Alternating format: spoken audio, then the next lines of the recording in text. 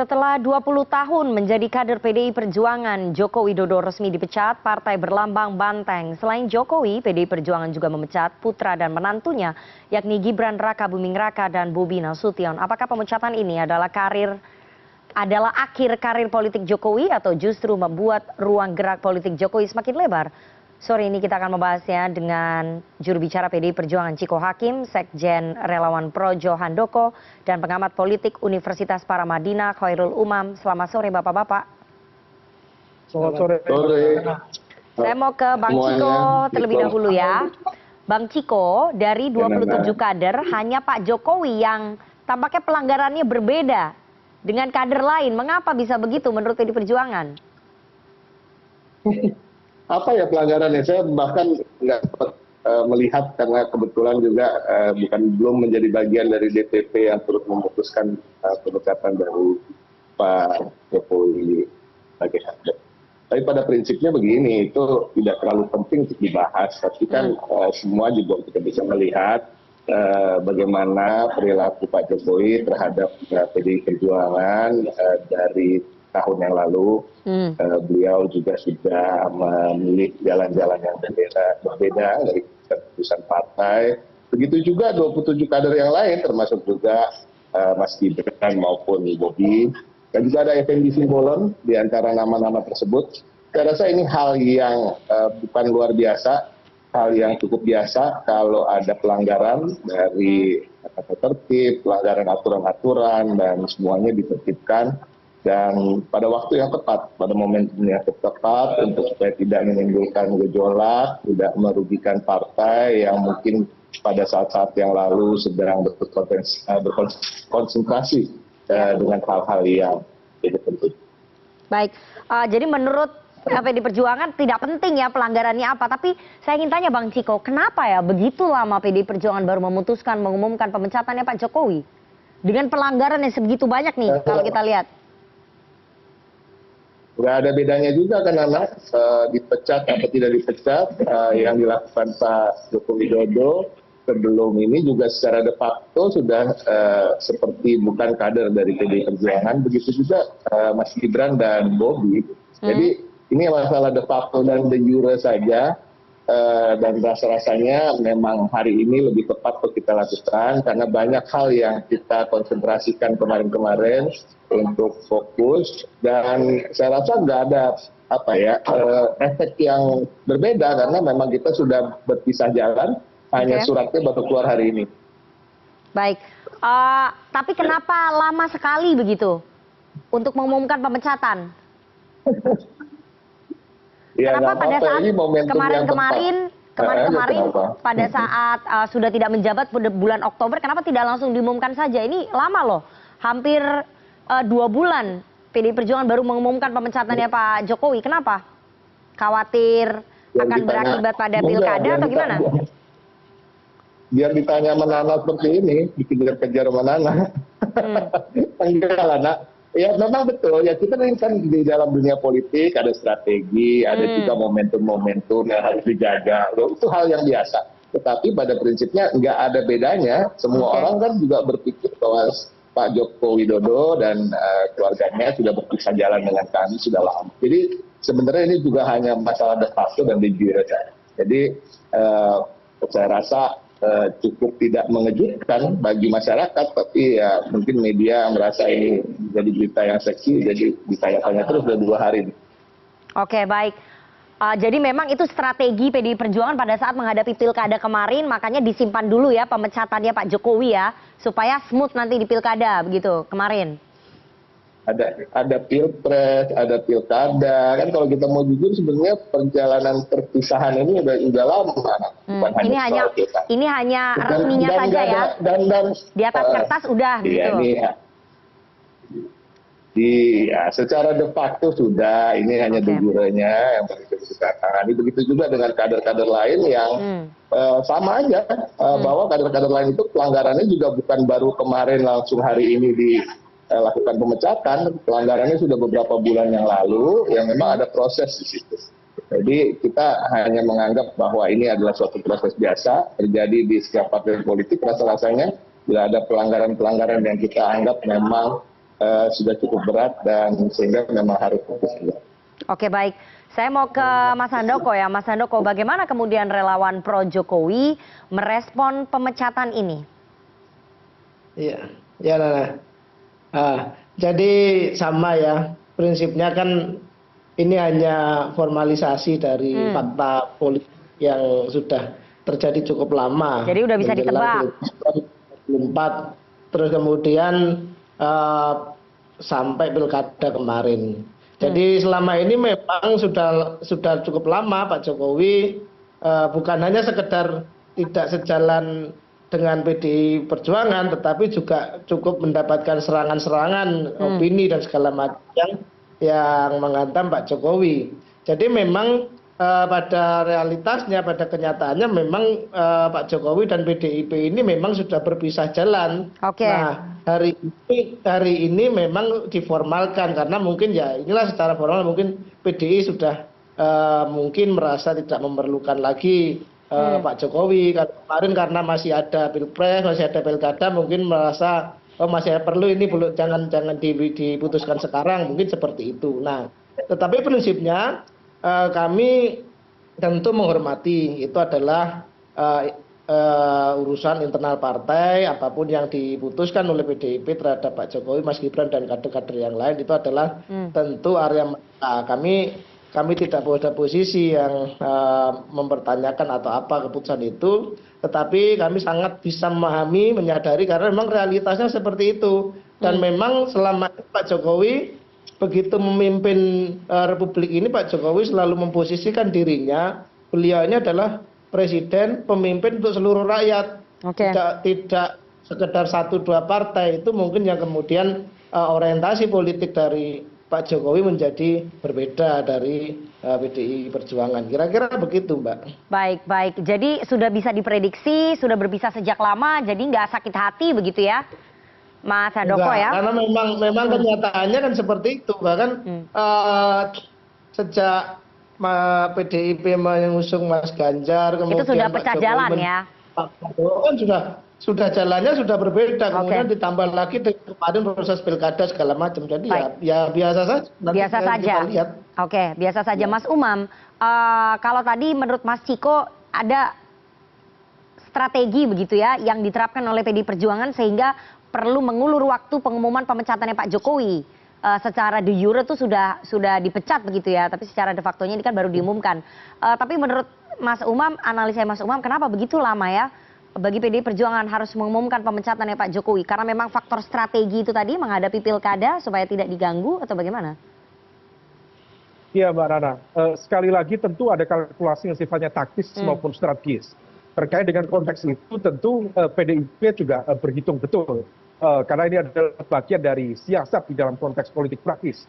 Karena kalau misalnya kita merujuk pada apa yang disampaikan oleh Pak Komarudin Watubun, klausul yang dijadikan sebagai alasan pemecatan Pak Jokowi itu terjadi sebelum pemilu dilaksanakan, yaitu menyalahgunakan kekuasaan untuk mengintervensi Mahkamah Konstitusi yang menjadi awal rusaknya sistem demokrasi, sistem hukum, dan sistem moral etika kehidupan berbangsa, bernegara, dan lain sebagainya. Jadi klausul itu begitu sangat kuat, dan itu adalah dalam konteks momentumnya itu terjadi sebelum pemilu. Jika kemudian merujuk pada ADART PDIP, maka ketidakikutan atau tidak ngikutnya Pak Jokowi dalam konteks mengusung Mas Ganjar, kemudian melakukan manuver dengan mengusung Mas Gibran sendiri misalnya, itu sudah bisa menjadi klausul pemberhentian Pak Jokowi sebelum pemilu. Oleh karena itu patut diduga dan memang terkonfirmasi bahwa memang pelaksanaan pemecatan secara terbuka dilakukan itu betul-betul karena fungsi elektoral, supaya kemudian tidak berhadapan-hadapan dengan situasi di mana basis pemilih loyal antara Pak Jokowi dengan PDIP di banyak wilayah, terutama di basis-basis yang ada selama ini memang cukup banyak beririsan, terutama di Jawa, Sumatera Utara, dan sebagainya. Maka begitu kemudian pemilu selesai, pilpres selesai, dan pilkada selesai, dan ternyata di pilkada juga ada evaluasi yang sangat signifikan, di mana kekuatan yang terafiliasi dengan Pak Jokowi justru seolah kemudian mengcorner basis kekuatan PDIP dan kemudian menggulingkan PDIP di kandang-kandang bantengnya sendiri. Nah Oke. ini yang kemudian tampaknya kemudian menjadi sebuah evaluasi yang membuncah, sehingga kemudian muncul statement kemarin sebagai sebuah bentuk pemecatan secara terbuka. Dan ini bukan akhir dari relasi konfliktual antara PDIP dan Pak Jokowi, tetapi ini seolah kemudian menjadi genderang awal dari konflik antara PDIP dan juga lingkar dekat Pak Jokowi. Oke, baik, ini merupakan genderang awal kalau menurut Mas Umam ya, genderang awal perseteruan antara Pak Jokowi dengan PDI Perjuangan yang sudah terjalin selama 20 tahun. Tapi saya ingin tahu ke depan apakah ini merupakan akhir karir politiknya Pak Jokowi atau ini justru akan membuat kelincahan karir politiknya Pak Jokowi semakin moncer begitu, karena genderang perangnya sudah ditabuh. Tapi kita harus jeda terlebih dahulu. Jangan kemana-mana, tetap bersama kami di CNN Indonesia Newsroom.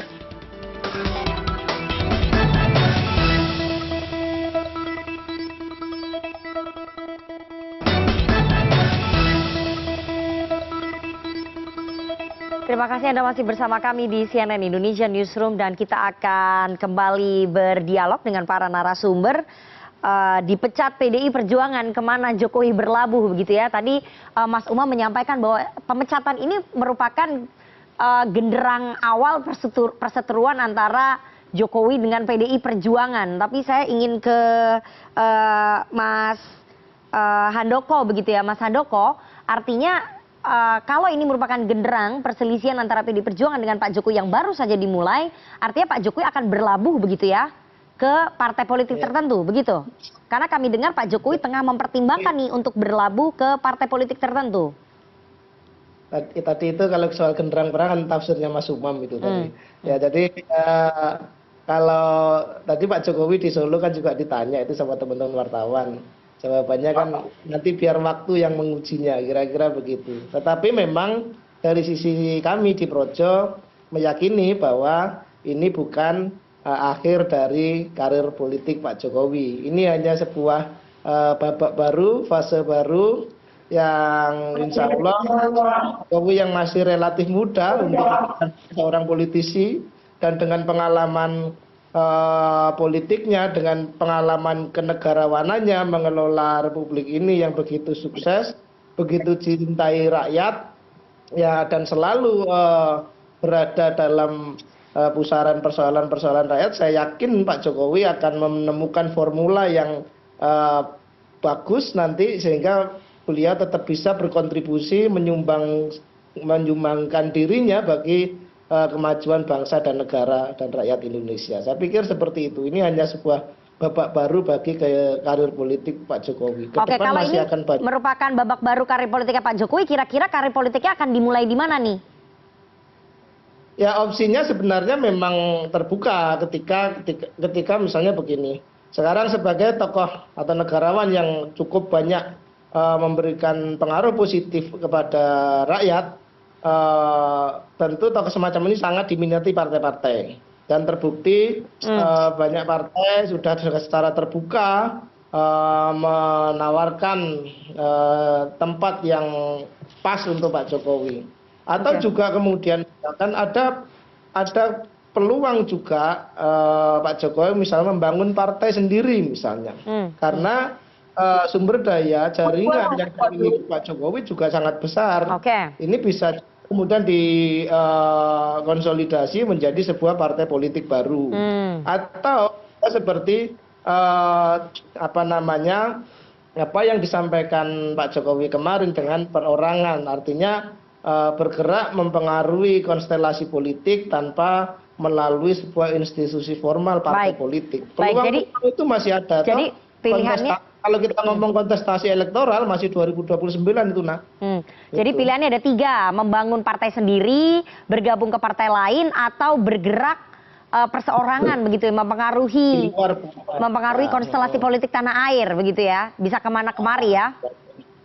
Betul. Ya, kira-kira seperti itu. Oke. Saya mau ke itu masih ada dan pasti akan akan dieksersis Oke. betul oleh Pak Jokowi. Baik. Dan pada saatnya nanti Pak Oke. Jokowi akan mengambil keputusan yang Oke, saya mau ke Mas Umam lagi. Mas Umam, apakah dengan dipecat PDI Perjuangan ini berpengaruh terhadap karir politiknya Jokowi atau justru membuat ruang gerak politik Jokowi semakin lincah seperti yang tadi disebutkan oleh Mas Handoko bahwa Pak Jokowi akan mempertimbangkan membangun partai sendiri atau bergabung ke partai lain atau justru bergerak perseorangan mempengaruhi konstelasi politik tanah air? Ya, Mbak Nana, bagaimanapun juga Pak Jokowi sebagai bagian dari elemen kekuatan politik di Indonesia, proteksi terbaik dalam konteks pertarungan kekuasaan adalah menjadi bagian dari kekuatan kekuasaan itu sendiri. Maka kalau misal kemudian sudah diberhentikan, dipecat dari PDIP, maka pilihan terbaik bagi Pak Jokowi adalah menjadi bagian dari kekuatan partai politik tertentu. Nah, oleh karena itu besar kemungkinan Pak Jokowi akan bergabung ke dalam partai-partai apapun itu, termasuk yang per hari ini indikasi lebih kuat memang lebih dekat dengan Partai Golkar misalnya. Bahkan kalau misal kita cermati apa yang terjadi dalam konteks dinamika internal dan juga suksesi kepemimpinan di Golkar yang syarat dengan kejutan-kejutan kemarin, tampaknya itu juga dipahami sebagai sebuah operasi politik yang dipersiapkan untuk menyiapkan landasan supaya Pak Jokowi ataukah Mas Gibran landing secara soft di Partai Golkar. Oleh karena itu situasi ini tampaknya akan terus membuat Pak Jokowi untuk terus melakukan langkah-langkah taktis dan strategis dan seperti yang disampaikan oleh Winston Churchill bahwa kalau misal seorang soldiers prajurit kena tembak itu mati sekali. Tetapi bagi politisi kena satu tembakan dia bisa mati tetapi dia bisa hidup lagi. Dan tampaknya itu akan berlaku pada Joko Widodo ke depan. Oke, jadi malah justru karir politiknya Jokowi akan hidup gitu ya kartunya ke depan begitu. Menurut Mas Umam, saya mau ke Bang Ciko. Bang Ciko, ini pemecatannya Pak Jokowi dari PDI Perjuangan justru membuat Pak Jokowi akan semakin hidup kartunya nih di kancah politik. Gimana PDI Perjuangan? Setelah kita berpisah jalan sejak masa-masa Pilpres, rasanya tetap hidup-hidup aja kalau. Dan justru kalau saya bisa mengasih pendapat ya bukan sebagai kader PDI Perjuangan, tapi lebih sebagai pengamat, ya lebih menarik kalau Pak Jokowi tadi going solo tanda kutip ya, sebagai partai perorangan, ya kan, bagian partai perorangan tadi disampaikan oleh Mas Handoko karena dia juga punya dukungan-dukungan di luar partai politik seperti kelompoknya Mas Handoko sendiri, ya kan, dan sumber dayanya juga cukup. Bahkan bisa dalam tanda kutip memporak-porandakan banyak partai gitu. Kalau masuk ke dalam satu partai aja kan nanti malah ruang geraknya akan lebih sempit. Tapi terserah Pak Jokowi. Pak Joko Widodo sudah bukan lagi kader dari PDI Perjuangan. Nah, kita sudah berpisah jalan dan secara resmi juga. Ya kita doakan aja supaya beliau bisa lebih banyak waktu dengan keluarganya mungkin. Oke. Tapi PDI Perjuangan udah nggak peduli ya kalau misalnya karir politik Pak Jokowi semakin moncer begitu ke depan, semakin hidup gitu. Emang nggak khawatir ya? Kami lagi fokus. PDI Perjuangan nggak pernah khawatir terhadap apapun, anak kita meningkatkan kewaspadaan aja, tapi bukan khawatir namanya. Dan pada prinsipnya hari-hari ini kita sedang fokus untuk menghadapi Kongres dan ini ada satu batu kerikil lalui, yaitu pemecatan dari beberapa kader, bukan hanya Pak Joko Widodo saja, yang tentunya kemarin telah banyak melakukan pelanggaran terhadap ADRT partai.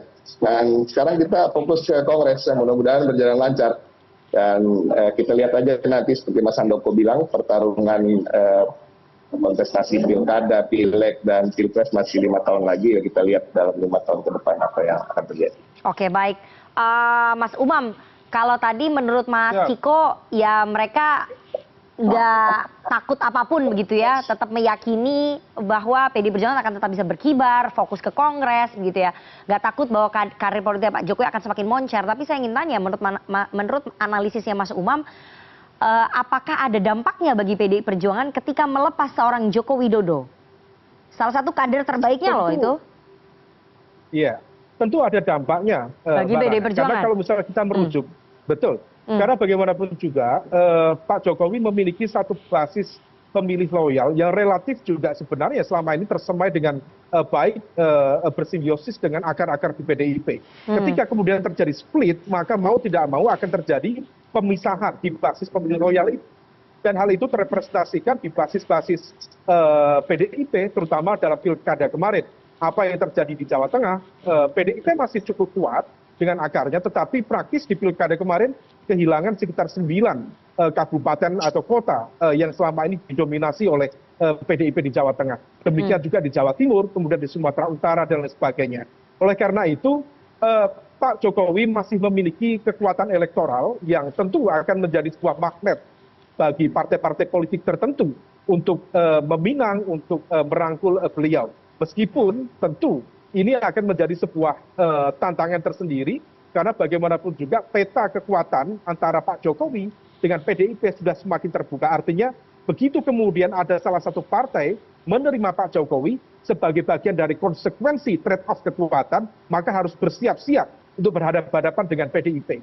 Dan tentu ini bukan menjadi sebuah sekedar isu-isu belaka. Kalau misal kita rujuk dari statement Bu Mega kemarin ya tentang kekhawatiran adanya kekuatan yang akan mengawut-awut Kongres PDIP di 2025 yang akan datang, tampaknya itu diarahkan pada satu elemen yang patut diduga dalam konteks ini dialamatkan kepada lingkar dekat Pak Jokowi.